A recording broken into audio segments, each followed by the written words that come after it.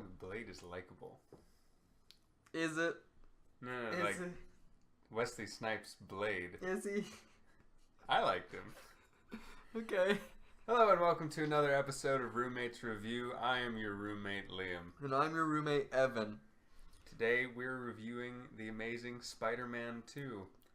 You may remember that we reviewed The Amazing Spider-Man. I think it was our second review. Something like that. Something like that. And we didn't like it. No, we didn't. And this one takes all the bad stuff about the first one and cranks it up to 11. Yeah, it's just worse. It's just worse. Alright, well, we'll see you next time. Alright. On Roommates Review. The end.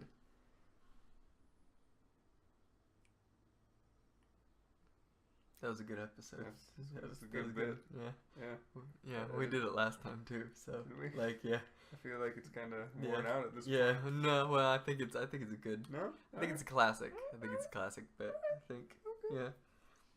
Anyway, so Amazing Spider-Man 2. What makes it bad? That's what we're here to discuss.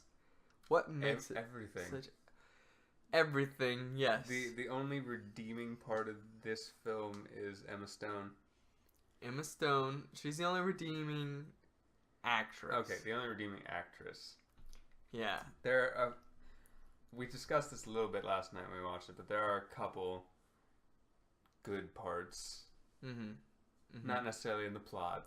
No. Because there aren't. No. Simply put. No. Where do we start with this? I don't know. Well, we can do what we try to do for every movie and clumsily go through the plot for like 40 minutes. Clumsily go through the plot, get distracted, and never really finish. That sounds good. Alright, so it starts out. Peter Parker He's chasing Paul Giamatti. Well, there's that, but you also gotta the thing they shoehorn in with his dad. And that whole subplot. Yeah, there's a whole 10 minutes intro to the movie. Yeah, it's The Dark Knight Rises, where Bane's on an airplane and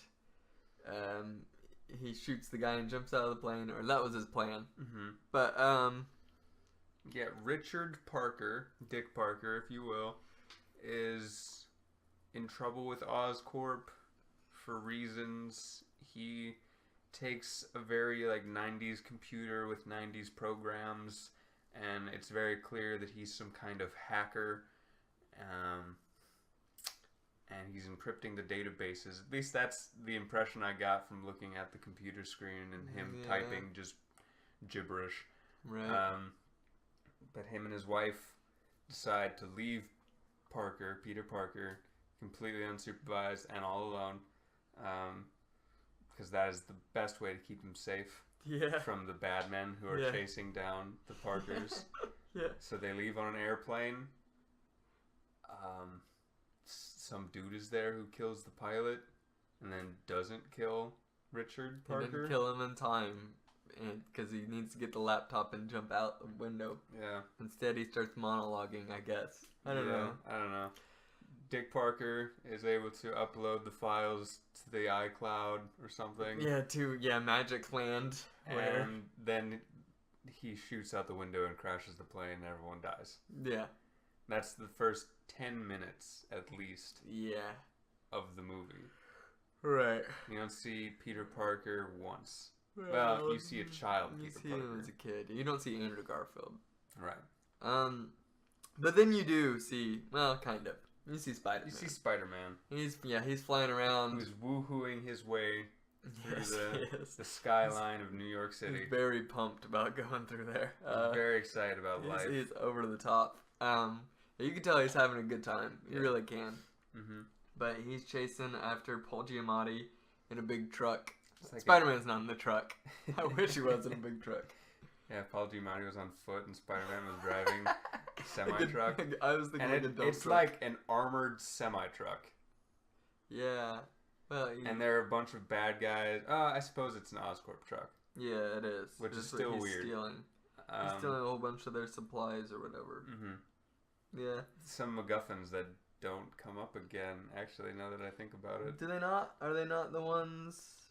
Do they not have anything to do with the spider serum? No. No? No, they don't. Huh. They're I these didn't weird remember. orange vials, and Peter catches them all, and that's the last we see of them. Really? I don't remember. Because they do not come up again in the movie. Huh. But he beats Paul Giamatti and pulls his pants down to show off his boxers and embarrass him. Yeah. And that's... Well, yeah. I think that that's Spider-Man enough. Mm-hmm. I think that I'm okay with that. You know, that seems to be a kind of Spider-Man thing. I just hate Andrew Garfield's acting, but the like humiliating the bad guy, leaving him tied up, that seems normal good for Spider-Man. Alright. Wasn't necessarily funny to me, like laugh out loud funny, but it's goofy, it's silly. That's kind of Spider-Man. Spider-Man's goofy. Mm-hmm. He's supposed to be a lot more lame than he is, but yeah. So all while he's fighting Paul Giamatti, he's missing his high school graduation. oh yeah, yeah, and Emma Stone's giving her valedictorian speech or whatever, and Peter Parker shows up just in time. They say his name once, he's not there. They say it again, boom, he's around the corner. He's there the whole time. In his robe and cap. He's ready to go, and he's just so cool.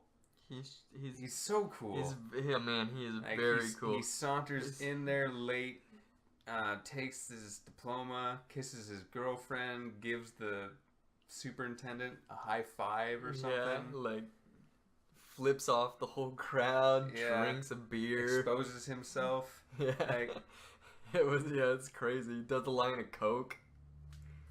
Yeah, he's the coolest nerd. He is. In cinema history. He's just too cool. He's too cool for his own good, really. And he skateboards. He has like designer clothes and a perfect haircut. Yeah. And he looks like Hayden Christensen from Attack of the Clones. I don't get that reference. Yeah. And where does the movie go from there? It kind of just nosedives into a jumbled mess right away. Yeah, it really does. There's so many plot lines they're trying to follow because they're trying to set up an entire universe in one movie. In one movie. It's a lot like the Justice League movie. Mm. Very similar. Not Justice League, the Batman vs Superman. Yeah, that's what I mean. Where they are trying to set up so much. And trying to get everything out there because everyone knows the success of the Marvel Cinematic Universe, but they don't realize that it came slowly and over years. When all the Avengers finally came together for a movie, you felt like you earned it. You know, you knew each individual. Yeah, Hawkeye. Right. But I mean, you don't want to get to know Hawkeye anymore. Yeah, you don't care. And he's a sidekick. He's pretty easy to figure out. Yeah, he shoots smarmy, and he was in Thor. So that's true. I mean, that's true. It's not like he came out of nowhere, but it's Arrow guy is not really. He's not blind. Something is he not? Or is he deaf? In the comics, he's one or the other. He's not blind. He's deaf. In the comics. He's deaf in the comics? Yeah, he uses sign language and stuff all the time. Really? I think you're making that up. I'm not. It's funny because you don't think I'm telling the truth, and because I was an idiot and said he was blind at first, which would be pretty impressive for an archer. And there's a big difference between being blind and deaf. So no, he's not blind in the comics. Okay. Sure. He does have some hearing issues, if not completely deaf. Really? Yes. Daredevil's completely blind, and he's fine. But he's not an archer. He's not. I bet he could be, though. Because he's got super blindness. Where when you lose your blindness and your hearing gets so much better because of the radioactive waste that falls on you. You know how it goes. Yeah, they call that super blindness. Yeah, I know. For some reason. Yeah, it's kind of a misnomer, but that's what it's called. That's just how it's been for the last 20, 30 years.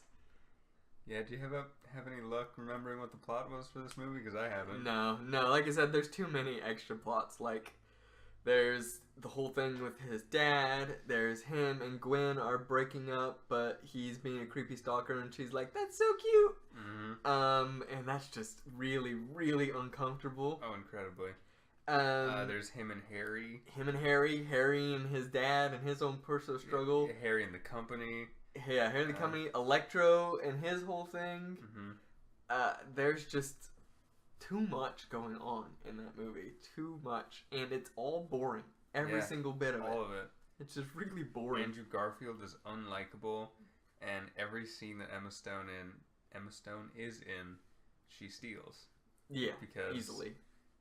When you're acting against Andrew Garfield, she's a normal human person. It's Oscar worthy. Yeah, seriously. Yeah, I don't remember him being so bad the last time I watched that. Again, Amazing Spider-Man 2, the last time I saw it was in theaters.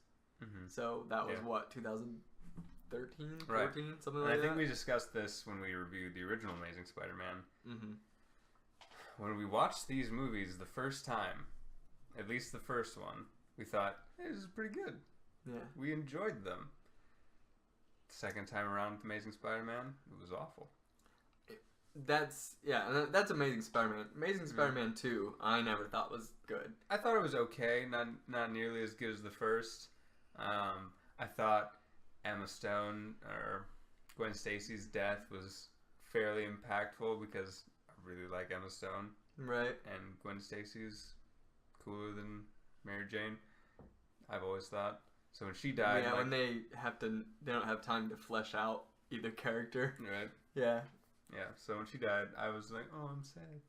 Right. It hurt my heart a little bit. Like, alright, so this is okay movie. Yeah. No, it's not. It was actually funny when she died.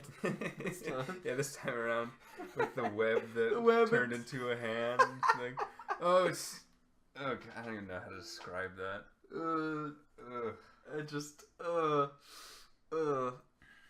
It's so bad. So bad.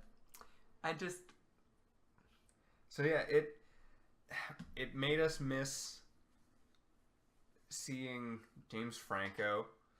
Yeah. Because he was a better Harry Osborn.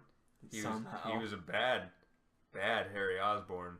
Yeah, he was a bad villain. He was a good Harry Osborn until... he was an okay buddy. Until he had to be evil. Harry Osborn's just not a good character. No. Ever. He's just not. Norman Osborn shows up for like 5 minutes and he's all gross. Yeah. And not in the Willem Dafoe. Yeah, not in the perfect Willem Dafoe gross. Right. Apparently the Osborns have some genetic disorder. Yeah. That just kills them, turns I them guess. into goblins. And, Norman Osborn lasted well into his 50s. 60s. At least. Into his 60s. His 60s. But as soon as Harry shows up and sees his dad die, immediately, he starts dying. Right, yeah. Well, he said it started around his age, and then Norman had to figure out a special way to keep him alive, which is, we guess, the Green Goblin suit, but, does he terrorize in him? Does he just kind of wear it around, like normal? Because Spider-Man doesn't know Green Goblin, as far as I know. He hasn't fought Green Goblin at all. No. So he just kind of wore the suit and jet glider around the Oscorp and had fun. And yeah, I mean, this has to have taken place very soon after the events of Amazing Spider-Man. Yeah. Because Spider-Man is really beaten up about Captain Stacy's death still. And he's all tortured about that, and that's why he breaks up with Gwen Stacy at the beginning of the movie. And then she breaks up with him. And then she breaks up with him, and then they're kind of back together, and then they're done for real, and then he stalks her for half the movie, and then he spells out "I love you" on the Brooklyn Bridge in Web. In Web, like Charlotte's Web. And she's like, "Oh, I love you too. Let's go to England together." Also, Electro's in this movie. Because there's an Oxford, not the comma, but the school subplot. Thanks for clarifying. Yeah, just so you know. I was wondering if they were gonna throw in a plot about the Oxford comma. I was looking around. Probably would have been more interesting. It may have been. And they're like, "Hey, there's crime in England, Jack the Ripper, they haven't caught him yet. Ha ha Ha ha ha. Make out. Uh, Yeah. Yeah. And then Electro shows up. So let's talk about Electro. let's talk about him. Let's talk about him. I think, well, I'd say first off, Jamie Foxx would have been an odd choice for me Right. from Electro. Why? But I don't know. Electro seems like one of those almost vaudevillian kind of over the top evil kind of Spider-Man villains. Okay. I don't really see Jamie Foxx in that Yeah. kind of spot. But I do like the take of him being really Really dorky. dorky, goofy, kind of nuts, and like, With a really deep rage. yeah, you look like, it looks like he could be pushed over the edge, Yeah. either in insanity or rage, and I like that. He's on the edge. I don't like how after, well, first of all, the whole electric eels biting him and him getting his power is like, Yeah. I really don't know. And he falls into a vat of those eels, Uh-huh. and I guess water doesn't hurt him then. I don't know. No. But that's probably my least favorite Yeah, thing about he becomes Electro. blue and translucent, Yeah. Yeah. and he has the power of dubstep all of a sudden. Yeah. Well, it's because he's black. And, you know. It was dubstep a black culture thing? Well, I don't think it was. Well, I don't want to bring it up, but I think you know, arguably yeah. one of the most prolific. That's a word, right? No. Yeah, well, it is now. The prolific, excuse me, dubstep artists, quote unquote, was Skrillex, Mm-hmm. and he's pretty white, No one knows what Deadmau5 looks like, so. and he's not dubstep, so that's an odd thing to bring up. But you're right. Are you sure he's not dubstep? Yeah, he's like house. Oh, come on! You can't. No, You can't just start No, getting no, no, too no, no, no, specific no. on house versus dubstep. All right, on this episode of Roommates Review, we review music now. Dubstep versus house and techno. Is Deadmau5 house, techno, or dubstep? Leave your comments in the I comments feel like section. it's a very fine line. Anyway, what I'm trying to say is that Electro gets bitten by electric eels, becomes blue, becomes Dr. Manhattan, Mm-hmm. suddenly has a weakness to water, Yep. which I don't even kind of understand. Mhm. Nor do I understand how Spider-Man figured that out. He just kind of sprayed him with a hose and like, good job, guys. Good Yeah, job. nailed it. I Big- stole this Big hat Phil from a firefighter. Yeah, it was. I know these guys by name because I'm the friendly neighborhood Spider-Man. Right, yeah. And so they spray him with water, and for some reason that's his weakness, even though he's pure electricity. Pure electricity. Mm-hmm. He's not even, like, he Yeah. has a form, Mm-hmm. but he can go into a pure electrical state. Like travel through wires and all Yeah, that. that's insane. He's impervious to bullets. Yeah. And yet, in the final fight between him and Spider-Man and Gwen Stacy for some reason, Peter Parker, Spider-Man, is able to tackle, kick, Yeah. and generally physically attack Electro, Right. who is impervious to bullets, Right. I will again say, Yeah. and can become pure energy. Not just like bullets, but a sniper round Mm-hmm. in his head. Yeah. He was okay with it. But if you hit him with a car, Yeah, and then he's down for just a little bit. yeah, it gives you enough Yeah, with a time police car. Yeah. gives you enough time to get Emma Stone and Andrew Garfield to have a little back and forth. Right. Yeah. I just it was like they got a new person to write each scene for Electro each time, which would be really cool if that was the direction they were going for with the movie of someone who Yeah, changed. now that might have been constantly. interesting. That would have been amazing. Mm-hmm. Yeah, that being said, Electro's character completely changes in this movie. Yeah. He starts off as like a dorky, eyes cast down, like, oh, this person noticed me, and it just makes his day kind of thing. Yeah, Worships Spider-Man. He's a good guy, very socially ungraceful, and right. Looked down upon. But A little crazy, a little bit of rage, but clearly very smart. Mm-hmm. Intelligent because he comes up with all the blueprints or whatever. Right. Not so intelligent to where he can carry a bag for Mm-hmm. those blueprints. No. For some reason. Yeah, but generally a good kid. Yeah, a good guy. Yeah, no guy, a little obsessed with Spider-Man. Right. So he gets his feelings hurt by Spider-Man. Mm-hmm.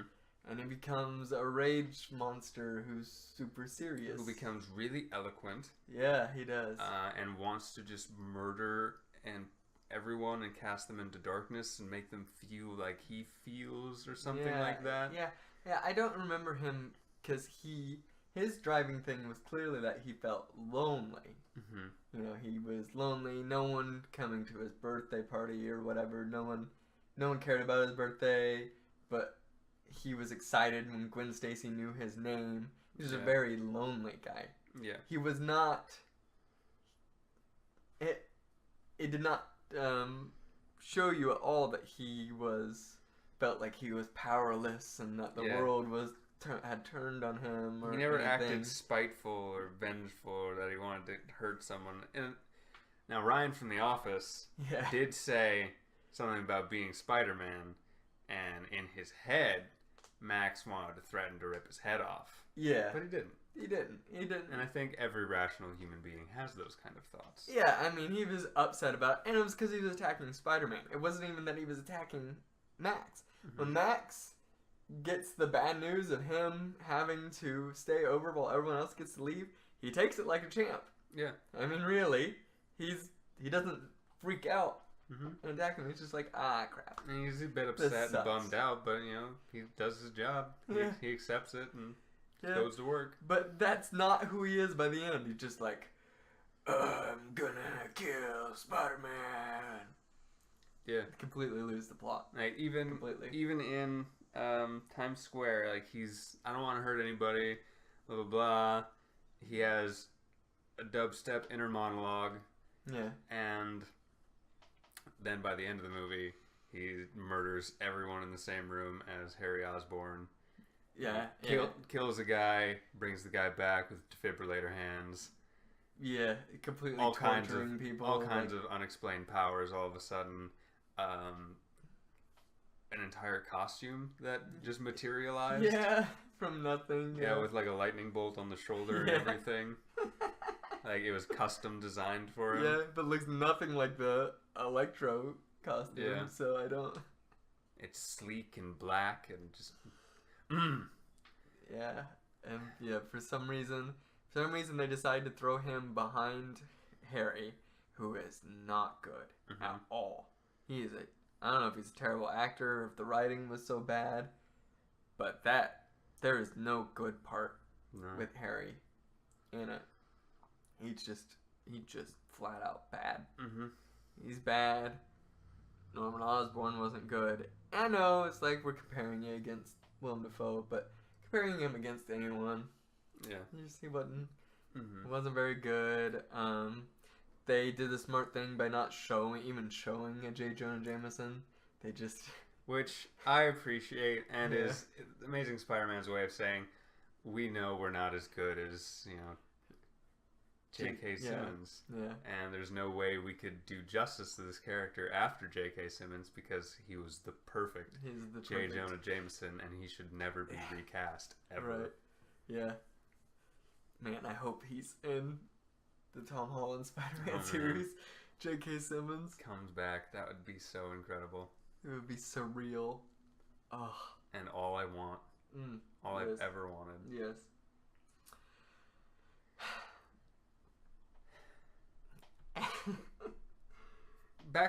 Backtracking a little bit.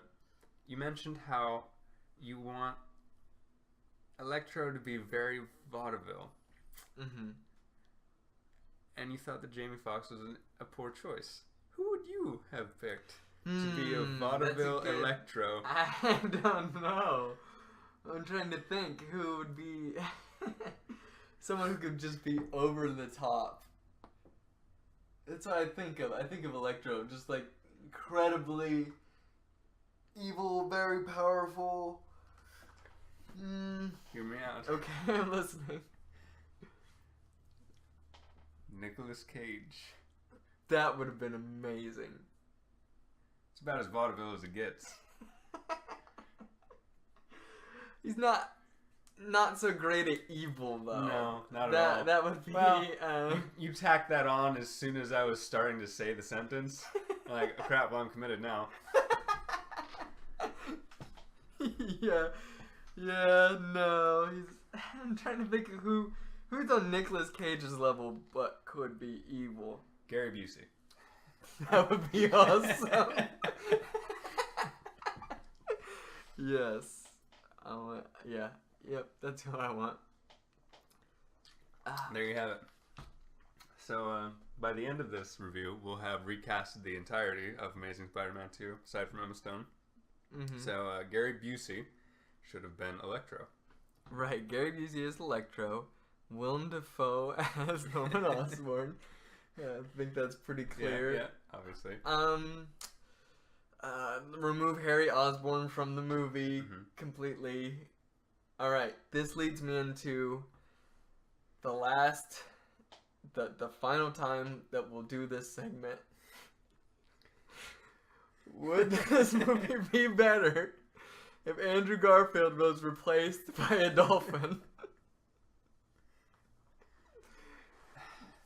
And remember the specifications. It is a dolphin, but everyone just acts like it's a normal person.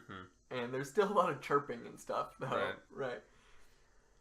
And it's just a dolphin standing up on its tail. Yes.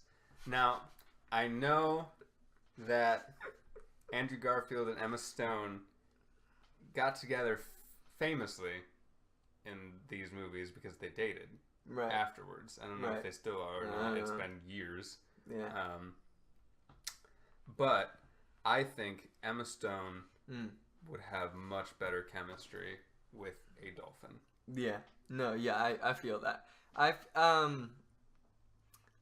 feel like the dolphin would act more like a person than Andrew Garfield would.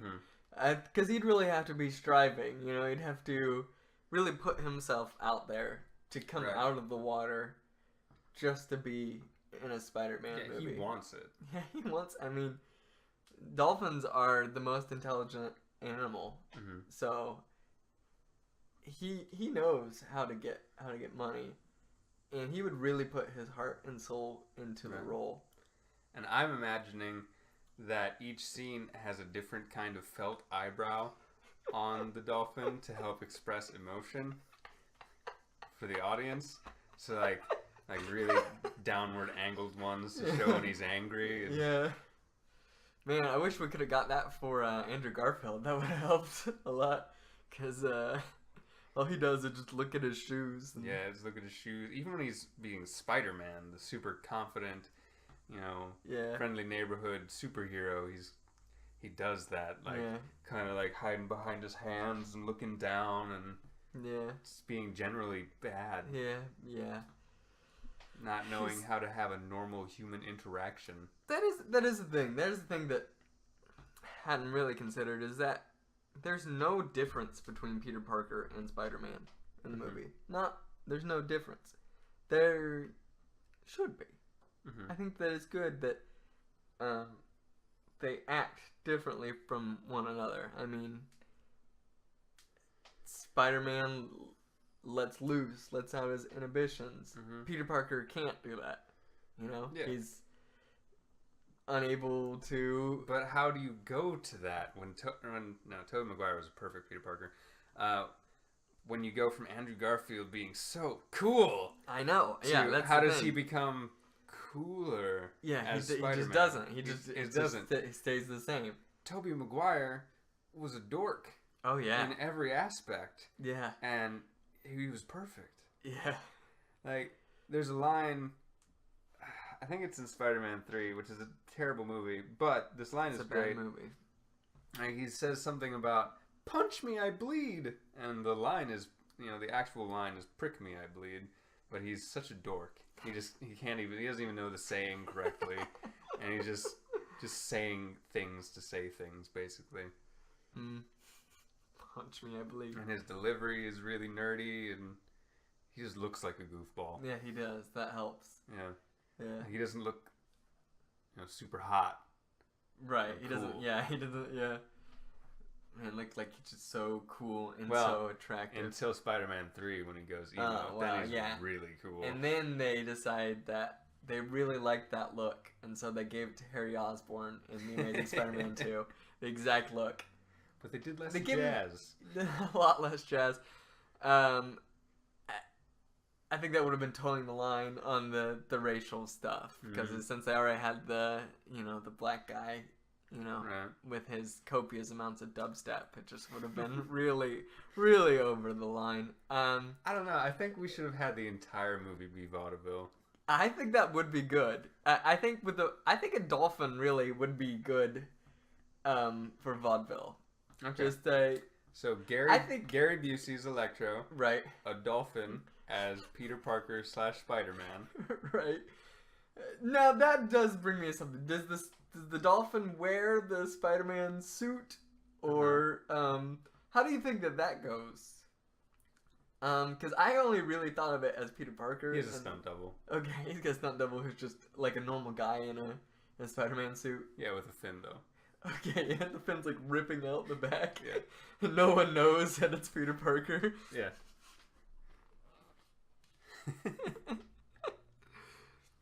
That's something that I don't like. For some reason, they try to do that in movies because, we've only got a little bit of time. We need to do this as quickly as possible. And they even did it in Spider-Man Homecoming, is the villains figuring out that Spider-Man is Peter Parker.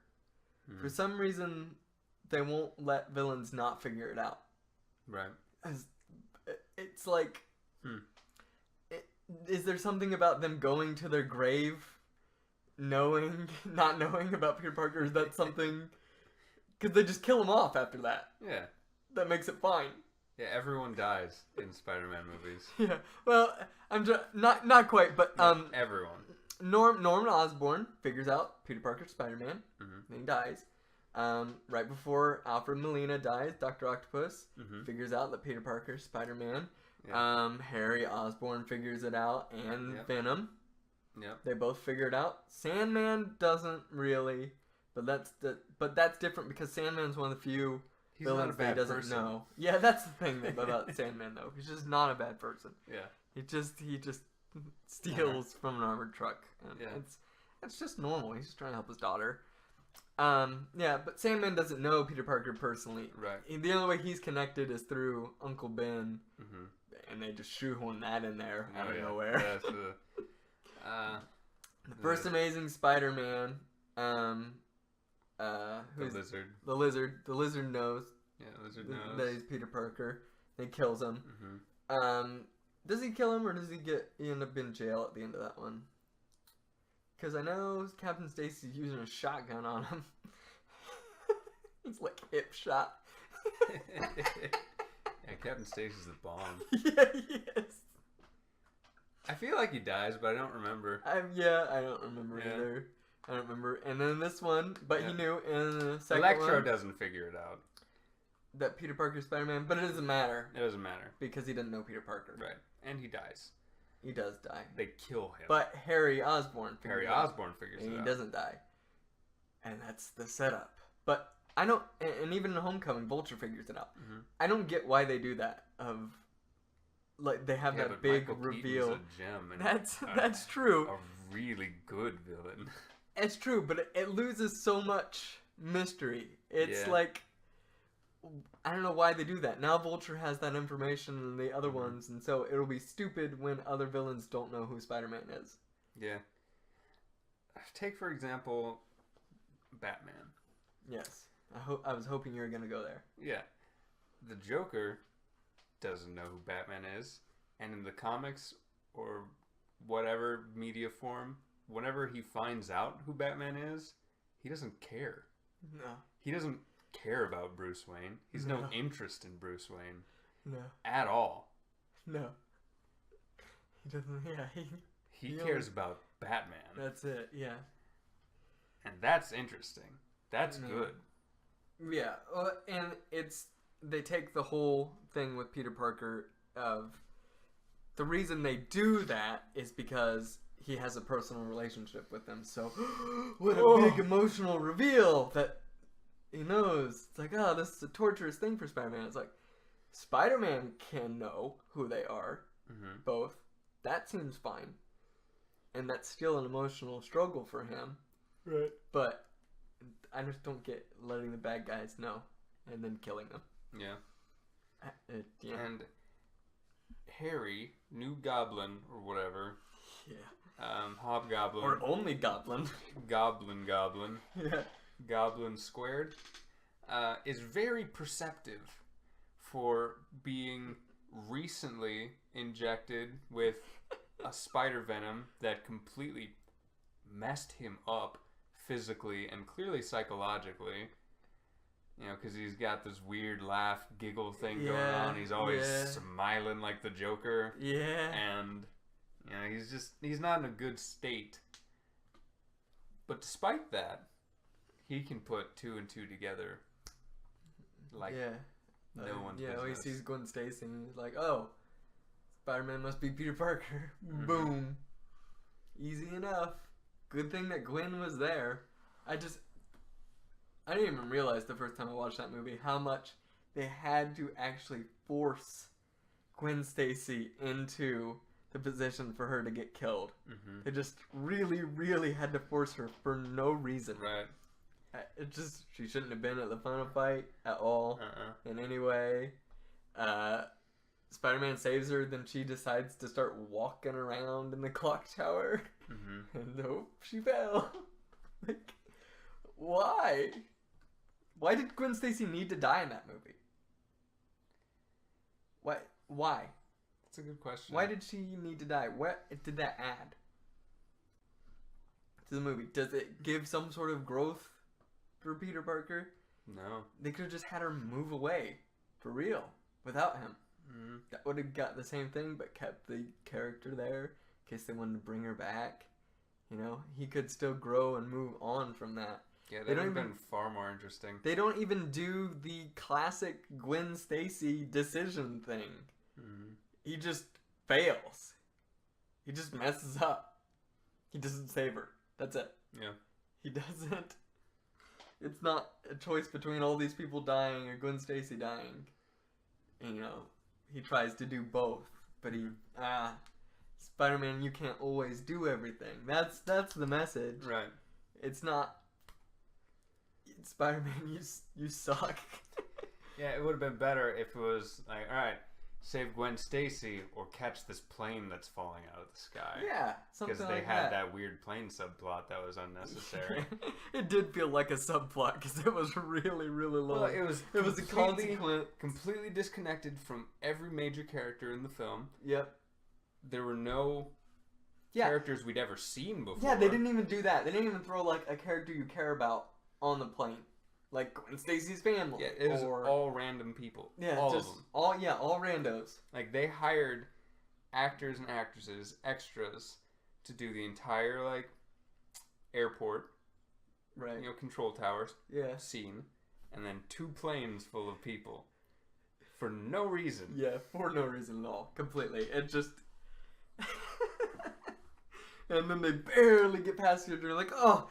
Man, Spider-Man saved the day. I was so worried. Yeah, it was gripping. I did not realize all the bad things that could have happened when all the power went out in New York. Yeah. Goodness. My eyes are open now. Luckily, though, that didn't, like, get rid of the radios or whatever. That somehow. I don't know. I don't know, man. That was really, really bad. Really unnecessary. Why? Why did they have the planes? Why didn't they have some character. Just some. Was it supposed to be like a callback to Peter's parents dying in a plane crash? And now Peter saved planes. Yeah, and Peter now doesn't he even saved know his it. parents. He doesn't even know it. No, he doesn't. Yeah, he doesn't learn anything Completely from disconnected. it. Yeah, completely. No character learns anything from that. That the people on the plane have no idea why that this whole thing happened. Yeah. They don't even know that Spider-Man saved him. Control Tower people don't know that Spider-Man saved him. It's just... Yeah, it's just like, oh, the power went out. Shoot. This sucks. Hope we don't die in a head-on plane crash. Why? It wasn't worse than the crane scene in the first one, though. That's true. Crane scene was really That's bad. that's probably the worst scene. But here's the thing about The Amazing Spider-Man 2 and what makes it similar to The Amazing Spider-Man 1 is that it's insanely, just ridiculously forgettable. Mm-hmm. And we're only like 10 hours removed from watching it, and I don't remember most of it. Yeah. It's just really, really forgettable. And it had the same issue that we had with Blade, in that it feels like it goes on forever. Yeah, it does. It really does. Because they set up so much. Mm-hmm.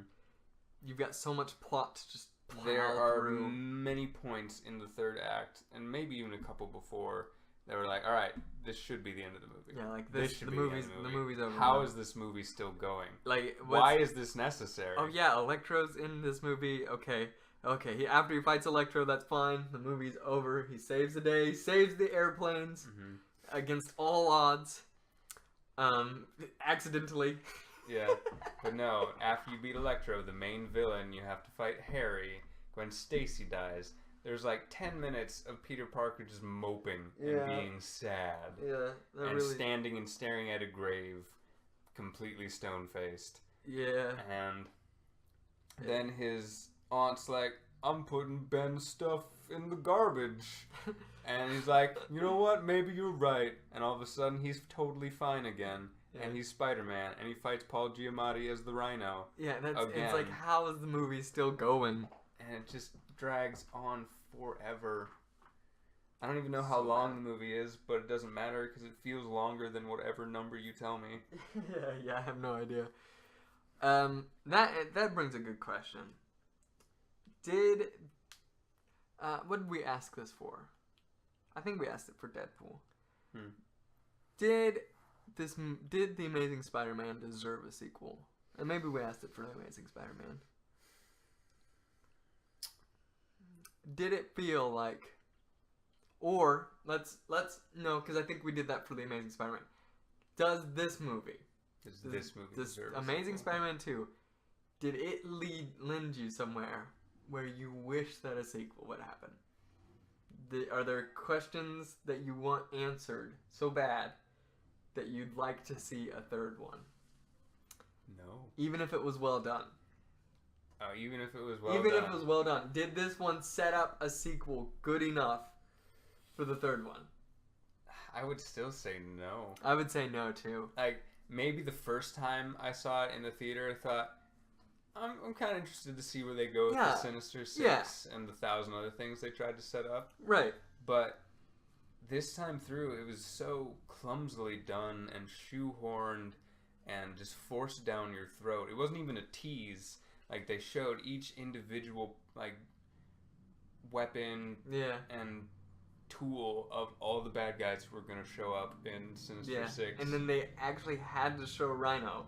Like, they couldn't just leave it at that. They couldn't just tease it. They They're couldn't like, tease it. There's Rhino. Yeah, and they couldn't just, even when they explicitly show everything, they couldn't just leave it at that. They also had to throw Rhino into it. It's like they got more efficient at being bad, and they're like, oh, it only took Sam Raimi 3 Spider-Man movies to completely, ruin everything and try to cram everything into one movie. I think we could do it in 2, guys. Yeah, let's streamline this shit. Yeah. It's just like, yeah. Yeah, no. Yeah, they tried. After watching Amazing Spider-Man 2, I did not think, I'm willing to give this universe another chance. Right. They killed Emma Stone. Yep. in real life. Yeah. At the end of The Amazing Yeah, Spider-Man 2. It did. And it was at her request. Right. But nonetheless, she's dead. Right. And then she'll never make another movie. There's no reason to see another Andrew Garfield Spider-Man after No, that. there's not. So, no, Even, I don't think it deserves a sequel. That's the thing. Even when I was like, Amazing Spider-Man 2 is not good, but one thing I did like about it was Emma Stone, and at the time, I liked the chemistry between At the her time. and Andrew Garfield. It's not good. It's terrible. I mean, it's really awful. But, yeah, so you realize it's not the chemistry, it's just Emma Stone. Right. But then to remove that whole element from that Spider-Man franchise, it's a huge mistake. Mm-hmm. I mean, it's like taking out J. Jonah Jameson from the original one. Yeah. Just like... They didn't make that mistake. They didn't make that bad mistake. as 3 was, As bad as 3 was. they knew better. They knew better. The movie should have had a lot more of him, though. That would have been great. Even his interaction with the terrible Venom is amazing. Yeah. He just, man, he kills it. Willem Dafoe makes a cameo. Yeah. Like, it's just, as bad as that movie was, Yeah. there's still some great parts. There's redeeming qualities. All right, so I look forward to seeing that one. I do not look forward to seeing The Amazing Spider-Man, and we don't have to. We don't. Again, I don't want to ever watch it ever again, and I hope that happens. I hope that I never watch it. We have no reason now that ever we're again. reviewing the second one. Right. We're free. The curse is lifted. Yeah, it's over. Curse is broken. Do you think that they will make a third one with Andrew Garfield? No. Wow. Sony will that branch would be off. fascinating. Is if the second Tom Holland Spider-Man movie had Andrew Garfield cameo. That would be amazing. It'd be fascinating. As Miles Morales. Oh wow, that's too much. I can't handle that. All right, so we got a couple things to clean up here at the end. First of all, Stan Lee cameo. Well, before that, okay, is there anything positive we can say about this movie besides Emma Stone? Okay. Besides Emma Stone, Emma Stone, and the visuals. Yes. This is where it gets a big plus. And that might die with age. Yeah. Which is unfortunate. Most certainly. Yeah, it will. Some of it's, I don't know. It's kind of hard to tell if it will. And I was noticing Spider-Man CGI is not great at all. It's really not good. And specifically the very end scene with Rhino. Like they couldn't even get real money. They had like CG money that looked terrible. And Rhino looked bad, and the bullets looked bad, and it was just not good. Yeah, that was bad. But as far as like Elektra's visual, I think himself was really cool. They were able to use Jamie Foxx and him be a blue electricity thing. Yeah, despite the fact they looked like Dr. Manhattan. Yeah. It looked pretty good. It looked very good, very cool. Let me hold on just a second. Remember that part in the movie where the gap between his teeth closed because he became an eel man?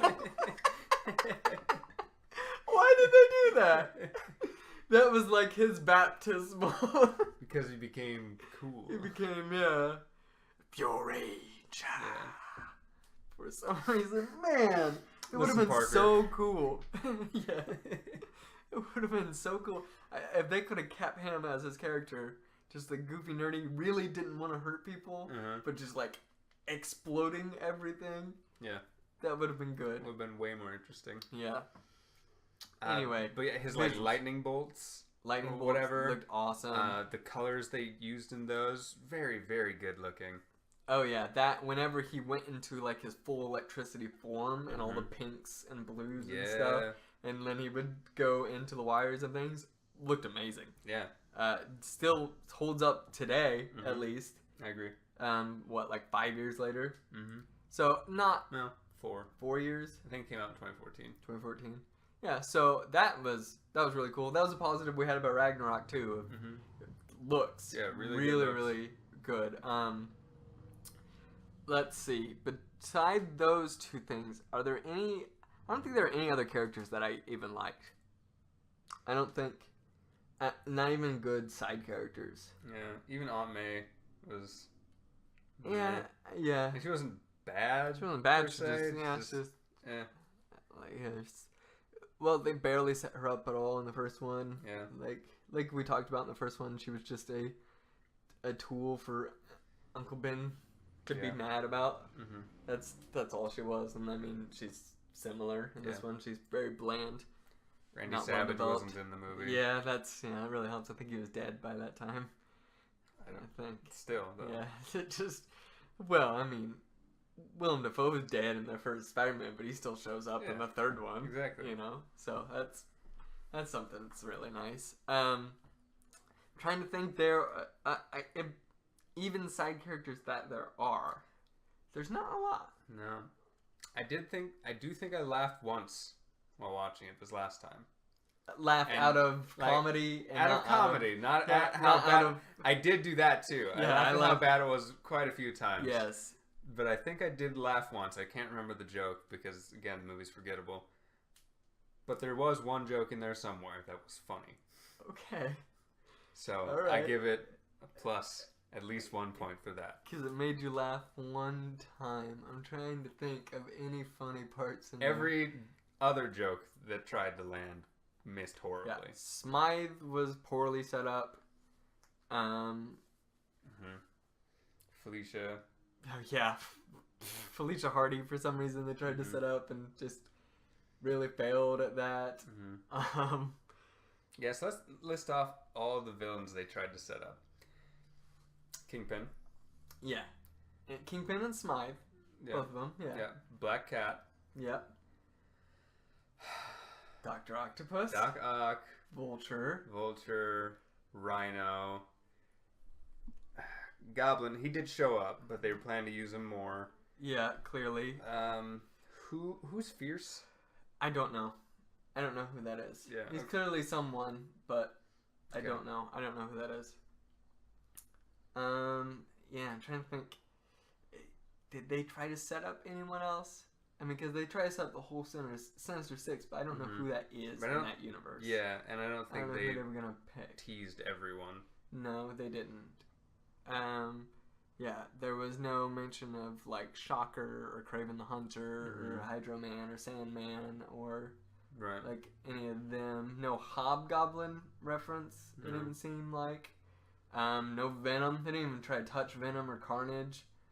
Which is smart. But I'm surprised they didn't, because like they were trying. Since Venom is the most popular, always. I think Kingpin could have been a good setup, a good continuation, but only because I'm thinking of Kingpin from the Daredevil series. Yeah. And Kingpin's a good character anyway. Yeah. Not just from that series, but man, he does a really good job. It's really, really good. Daredevil's really good. Yeah, it is. Man, that's the thing. That's what we want. This is what we want. People who are creating things. Movies are good. But you're just not going to get the depth that you need. Right. For a whole universe. Make it a one thing. Or be like the Marvel Cinematic Universe and make it a billion things over 1,000 years. Yeah. That being said, okay, you also have to have good writing. Yes. Because Daredevil's great. Iron Fist is a travesty. Right. That's true. And they had an entire season to set up and be good. That's also true. And it was just an entire season of bad. Right. But it was bad, but there's more opportunity to actually flesh out the universe. They did flesh it out. It was just a sucky universe. Was the problem. They had a bunch they're coming back. They have a season 2. They do. They have teasers for it and everything. Yeah. I've been burned real bad by that show, and I don't want to give it another chance. Yeah, I just want to watch a Daredevil season 3 and a Punisher season 2. Yeah. And I don't want to touch the other characters. characters. I just want to watch Jessica Jones season 1 again. Yeah, I just want David Tennant to show back up. Yeah. And I want him to be the villain in my life. Yeah. That's really all we want, really. All right, so. All right, now we can. Now we can go. We can get. Okay. We can go. We have to rank the Stan Lee cameo. All right. First, describe it. Describe me the cameo. It's not a good one. It's not. It's Stan, very simple. It's right away in the beginning. Stan Lee is in the bleachers at graduation. Right. And he says, "Hey, I think I know that guy." Yeah. And that's it. Yeah. When Peter Parker shows up. Yeah. And gets on the stage right after taking his Spider-Man mask off. Yeah. So Stan Lee spots that he's Spider-Man. Yeah. That's the whole bit. That's the joke. He's the only one who knows. Way worse than the hold on, I'm looking for it. Way worse than the first Amazing Spider-Man, for sure. That's what we have at the top. Under that, we have Deadpool, which is where he shows up in the strip club. Very funny. Very good. Now, here's where we got some discretion. Okay. Captain America Civil War, Tony Stank. Tony Stank, yep. Thor Ragnarok, haircut. And then Blade. No show. No show. There's going to be a lot of people tied for that place, whatever it ends up being. A lot of movies, not people. Blade the movie's not a person. I'd put it right above Blade. I would put it right above Ragnarok. Really? You'd rather see him? I'd rather see... I think it's better. I think he's more interesting in that environment than he is in Thor Ragnarok. Him being the one guy who knows who Spider-Man is at least kind of a little funny. Him cutting Thor's hair is not funny at all. It's not funny, but you made the good point. I know, I'm arguing against myself. You made the good point when we talked about it in the review that hasn't come out yet. It was fitting that Stan Lee be the one who changes Thor's hairstyle. That's true. You made a very good point. I did. You want to rank that beneath? We ranked it beneath everything else so far. That's true. I don't think the Amazing Spider-Man one is good. I would sooner see it. It's not good. That's not the Thor Ragnarok one is not good either, but it's a little kooky, and but everything in the movie is kooky. Right. That's what I know. But I'm mostly basing it off of your assessment that I didn't consider. Like, hey, that's really good, and I appreciate that. But I don't think that's where they were going with it. No, but it's where they went with it in my heart now. I've taken your words and I've etched them into my soul. So I'm going to put it above Blade, below Thor Ragnarok. That is my final decision. I think... And will this be the first discrepancy we have? Well, that's the thing. There's no room for discrepancy in the Stan Lee cameo. Oh, that's true. It's just one list. It's just one list. All right, so we have to talk this out. I can only see it from my own personal argument about the Thor one. And that makes me upset. I wish I would have never said it now. Yeah.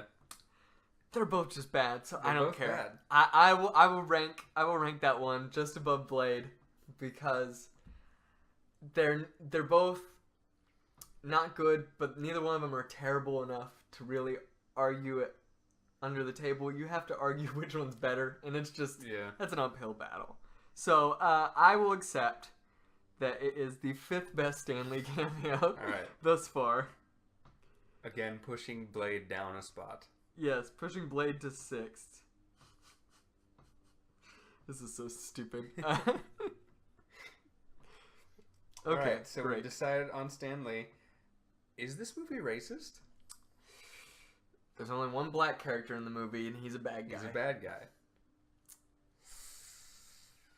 And he goes to dubstep, which is black. Yeah, that's as black as you can be. That's black culture. Really. Dubstep is. Think of it. I mean, really. Yeah.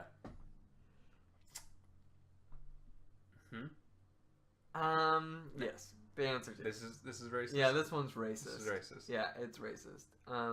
He's not black by the no- end though. He's blue. That's true. Well, I mean, it's racist against a different race then, of blue people. All right. So, yeah, it's definitely racist. There's no white heroes. I mean, no one who's not a white hero.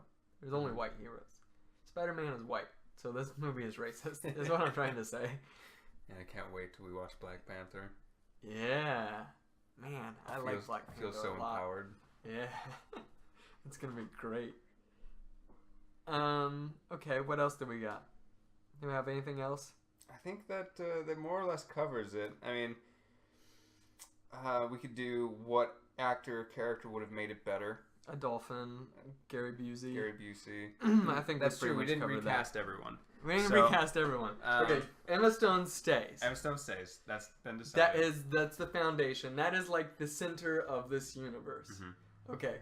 So Gary Busey, Dolphin, Right. Willem Dafoe. Wonderful. Who would be Harry? Well, I suggested that perhaps we just remove Harry Alright, from so the movie. Harry's out of the movie. He's completely out of the movie. He didn't show up until the third Amazing Spider-Man. Okay. That doesn't leave many more characters. No, it doesn't, which is a weird thing that there is not either. It's a pretty small cast. It really is, and that's why I was saying before there are not a lot of side characters. There's Ryan from The Office. Yeah. I think he was fine. Yeah, I guess. I mean, not really. Not memorable or noticeable. And not. No, actually, I didn't like him because all I could think of was him from The Office, and that kind of just ruined it for me. I don't think he's just. that's really his fault then, as an actor. Well, he did create The Office, so I mean. All right. Aunt May. Yeah, Sally Field is a great actress. Not in this movie. Julie Andrews. Julie Andrews as Aunt May. Why? We talked about her a couple days ago, and that's the first name that came to mind. Okay, alright. I feel like Aunt May needs to be fierce. You know? You don't like think someone, Julie Andrews can be fierce? I don't see her as fierce. She's more sweet. Alright, what's her name from Mamma Mia? No, I think Hulk Hogan should play Aunt May. Alright, we need to take a step back. Alright. Forget the Dolphin. Forget Gary Busey, Willem Dafoe, Undertaker, Hulk Hogan, Vader. You know, we're bringing WWF. I think okay. We bring Harry Osborn back. He's played by The Rock. Yes. I think. Yes. Yeah. I can smell what he's cooking. Right. Get rid of Emma Stone, Macho Man Randy Savage. Ooh, yeah. That would be awesome. Ooh, yeah. Macho Man Randy Savage playing Bonesaw, playing Gwen Stacy. Think of this. Bonesaw Gwen Stacy's chemistry with The Undertaker would be insane. Can you imagine when Undertaker writes "I love you" on the Brooklyn Bridge? And then swings to pick up Randy Savage. And then pile drives him.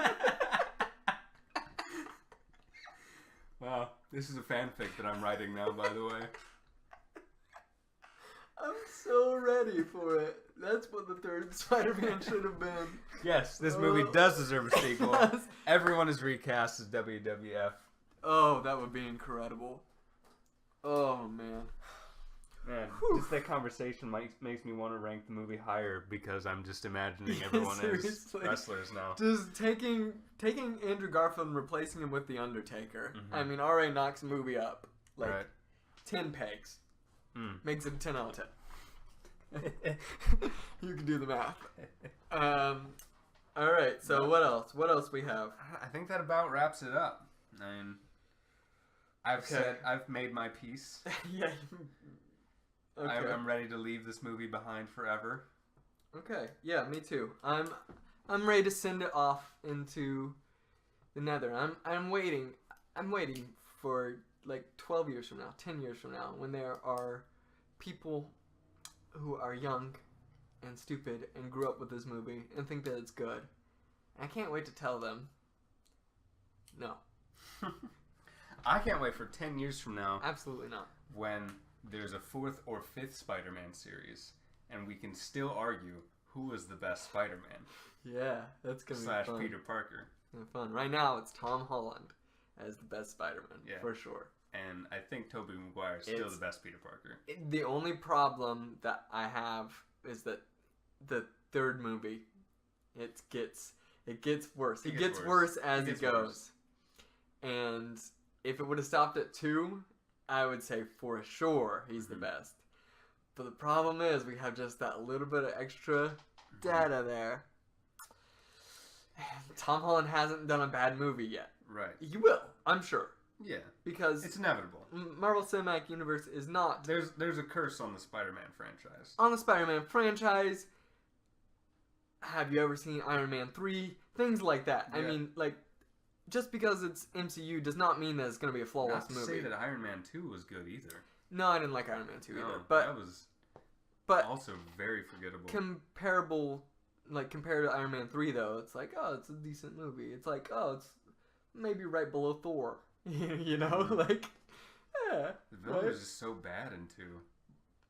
Yeah. Anyway, different conversation. Completely different movie. Different one. By the way, remember, we will spoil every movie. Yeah. And forever. everything. Despite the fact that we're reviewing all of these at some point. Yeah.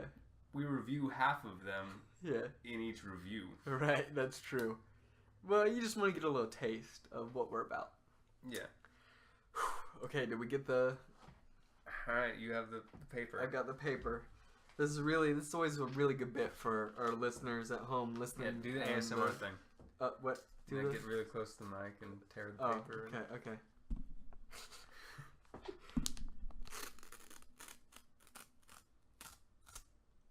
Was that satisfying? Yeah. Thanks. Okay. That's all I ever wanted. Thanks. I like this bit we do where we only use one pen.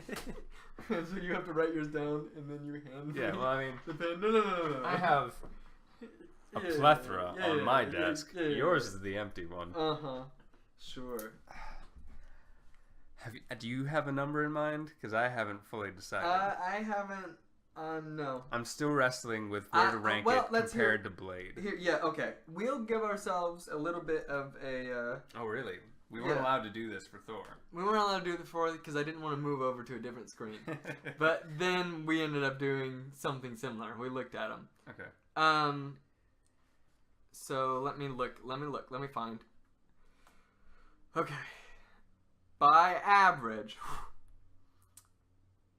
we've got Captain America, Civil War, 92, Deadpool, 73.5, Amazing Spider-Man, 63.5, Thor Ragnarok, 54.5, Blade, 41 by average. And you brought up Blade a lot. Yeah. So, do you think, where do you think it in the tens? Where do you rank it? I'm still upset that Spider-Man is so high. The Amazing Spider-Man. Well, yeah. It was just boring. Yeah. Alright, sorry, what was your question? It's still a better movie. Where do we rank it against the other ones? That is where we're thinking. We gotta remember, those are our numbers. And I think, actually, I changed my mind. I think we should give a number ranking and then decide where it goes in between. I don't think the numbers are the final say. Alright. I think they're a good estimation. I'm ready. Okay. I mean, I'm also ready, but I don't have a pen. Alright. Yeah, what are you waiting for? Alright. Okay. Gotta think how... Man, it is just not a good movie. But I know there's a lot more crap down there. There's a lot worse ones. There's a lot more... I can't speak. I don't know the English language. Yeah. Yeah. All right. After you. I went first last time. 40. I gave it 38. 38. Wow, really close. Yeah. Really close on that. That's pretty good. Really, that's weird. I didn't expect us to be. I mean, I know we both didn't like it, but there's so many different degrees of how much we dislike it. Yeah. Like, and we landed right near each other. 39 as the average score. I don't know what I'm doing. Which means we would rather watch Blade again Yeah. than watch The Amazing Spider-Man 2. It does. As a group, we do. If you averaged us together, yes. Personally, I would not like to watch Blade before this or ever again. But if I was forced to watch between the two, I would say that I'd rather watch The Amazing Spider-Man 2. Because at least I get to watch Emma Stone. That's true. For a while. That's true. And there's no one that I want to watch except Old Man. And he dies way earlier in the movie. Old Man dies pretty early. Isn't that the thing about bad movies? They kill off the good characters. Mm-hmm. They're the only ones brave enough to do it. I don't know why. Yeah. Oh, man. Why didn't they kill Pepper off in the third Iron Man? That would have been awesome. Instead, she's the hero. Yeah. I hate the third Iron Man. It's a bad movie. Alright, see you later. Alright. Good night, Ryan.